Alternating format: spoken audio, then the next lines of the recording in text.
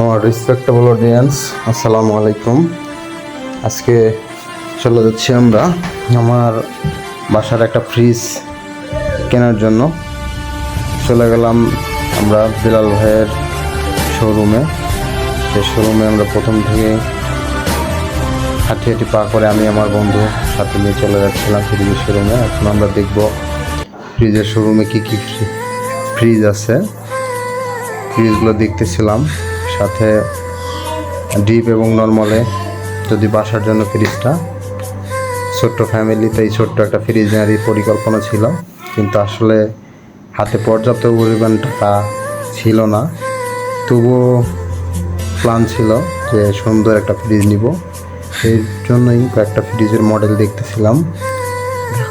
দেখতে দেখতে একটা সময় চিন্তা করলাম তাহলে কি ফ্রিজ নেওয়া যায়। পরে কয়েকটা ফ্রিজ দেখার পরে আমাদের বিলাল ভাই সাজেস্ট করলো যে বর্তমান বাজারে সবচেয়ে ভালো ফ্রিজ ভিশন। তো আমাদেরও প্ল্যান হলো যে আসলে ভিশন ফ্রিজটা দেখা যাক কেমন হয়। কয়েকটা ভিশন ফ্রিজ দেখলাম, র্যাঙ্কস দেখলাম, তোশিবা, কঙ্কা, এরকম বেশ কয়েকটা ব্র্যান্ড আমরা দেখলাম। দেখার পরে চিন্তা করলাম যে আসলে কোনটা নেওয়া যায়। এর পরিপ্রেক্ষিতে ভাইয়ের সাথে পরামর্শ করলাম।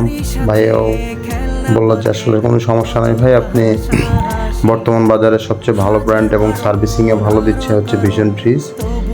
ভাইয়ার সাজেশন অনুযায়ী আমরা প্ল্যান করে নিলাম তাহলে ভিশন ফ্রিজটাই নিব। এবং ভাইয়া খুবই আন্তরিক এবং খুবই একজন ভালো মনের মানুষ।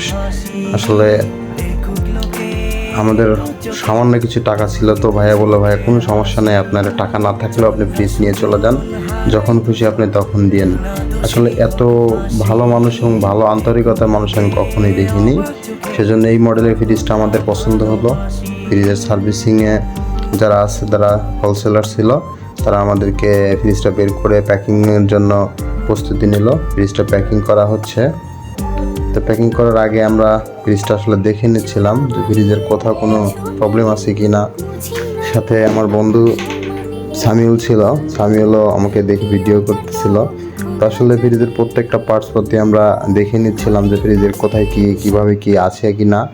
সেগুলো দেখার পরে নিজে আশ্চর্য হয়ে গেছিলাম যে ফ্রিজের মধ্যে আমাকেও দেখা যাচ্ছে। তো আমার বন্ধু বলছিল যে আসলে ফ্রিজ নিয়ে দিলাম বন্ধু, আর হয়তো বাসায় ড্রেসিং টেবিলের প্রয়োজন হবে না, কারণ ড্রেসিং টেবিলে সব কিছু হবে।